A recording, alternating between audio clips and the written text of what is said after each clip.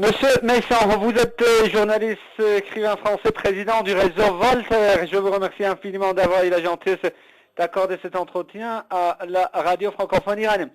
Monsieur Meissan, le Premier ministre israélien Benjamin Netanyahu vient d'effectuer une visite à Paris, une visite à l'occasion de l'entrée d'Israël dans l'Organisation pour la coopération et le développement économique. Comme première question, comment analysez-vous cette visite, ce déplacement à Paris du Premier ministre israélien?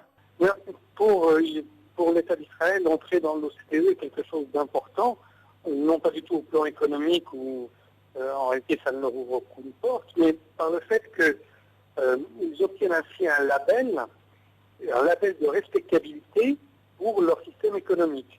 Or, dans les études préliminaires qui ont été faites au moment de la candidature de l'État d'Israël, les services techniques de l'OCDE ont montré que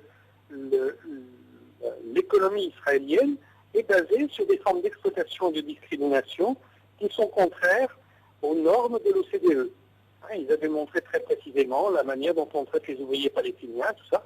Et donc jamais, au regard des critères même de l'OCDE, Israël aurait dû rentrer dans cette organisation. Et à défaut, en y entrant, ils obtiennent cette bénédiction sur leur économie et plus personne parmi les États membres de l'OCDE ne viendra plus contester cela. Monsieur Meissan, à l'occasion de cette visite, d'une rencontre à l'Élysée, le président français, monsieur Nicolas Sarkozy, a promis à son interlocuteur israélien l'adoption d'une résolution de sécurité le plus rapidement possible et également d'une résolution la plus forte possible aussi contre l'Iran. Qu'est-ce que vous en pensez? D'abord, comme toujours, Nicolas Sarkozy s'arroge des pouvoirs qui ne sont pas les siens. Il ne peut pas promettre qu'il y aura rapidement une résolution contre l'Iran au Conseil de sécurité parce que ça dépend de l'ensemble des États membres du Conseil de sécurité et pas simplement du bon vouloir du président français. Alors, il est persuadé qu'il va arracher le soutien de la Russie et de la Chine, ou tout au moins la non-intervention de la Russie et de la Chine, qu'il n'y aura pas de veto contre la proposition des États-Unis et de la France vis-à-vis de l'Iran.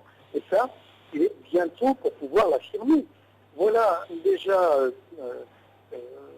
une dizaine de jours qu'on nous annonçait le vote imminent de cette résolution au Conseil de sécurité. Le Conseil a été convoqué pour cela. Et il se trouve que la veille, le gouvernement iranien a signé l'accord de Téhéran avec le Brésil et la Turquie.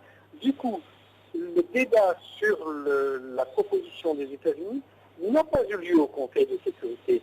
La chose a été renvoyée plusieurs fois et de jour en jour, nous ne savons pas quand aura lieu ce débat.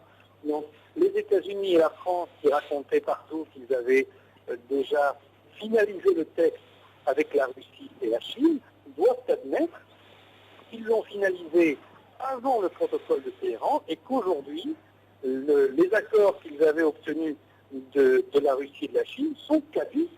Ils sont cassés par le protocole de Téhéran qui change totalement la donne politique. Alors bien sûr, les États-Unis et la France veulent continuer à avancer contre l'Iran sans tenir compte de cette évolution diplomatique et politique.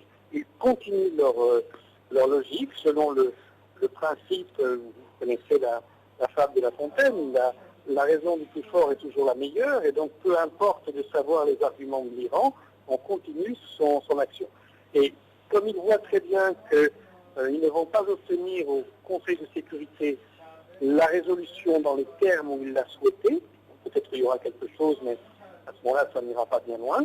Alors d'ores et déjà, Nicolas Sarkozy annonce qu'il prendra avec les États-Unis des mesures unilatérales contre l'Iran. Là, carrément, on annonce qu'on sort du droit international. C'est illégal de faire des choses comme ça, et c'est également illégal d'en menacer la paix internationale.